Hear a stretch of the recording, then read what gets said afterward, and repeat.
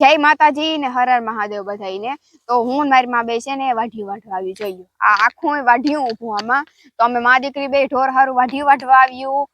બે ભારી નાખી આવી, ત્રીજી ભારી લેવા આવી તો છે ને આ ખેતર જોઈ લ્યો। આખું ખેતર પેલા ખેડ્યું, પછી આમાં સાહ કર્યા, ખાતર વાવ્યું ને એટલી જગામાં કઈ ન કરી શક્યા।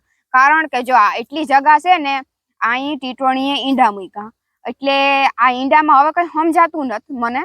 તમે જરા કોમેન્ટ કરીને કહીજો। એનું કારણ એ છે કે જો આ એક ઈંડું છે ને અડી નહીં, આ એક ઈંડું છે ને આ સાઈડ નું એનું મોં ઊંચું છે ને આ ત્રણેયના મોં હેઠા છે। એટલે બધા કહેતા હોય કે ચારે ઈંડાના મોં ઉપર હોય તો વરસાદ હારામાં હારો થાય, પણ એકનું મોં જ ઊંચું છે અને બીજા ત્રણેયના હેઠા છે। એટલે આમાં કઈ ખબર પડતી નથી કે વરસાદ કઈ રીતના થાય, બરોબર?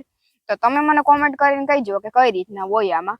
ઘણા આ વસ્તુમાં માને ને ઘણા આમાં નથી માનતા। હું બધાને નથી કહેતી, પણ જે માનતા હોય મને કોમેન્ટ કરીને જણાવજો ને જોઈ લ્યો આ ટીટોણીના ઈંડા છે।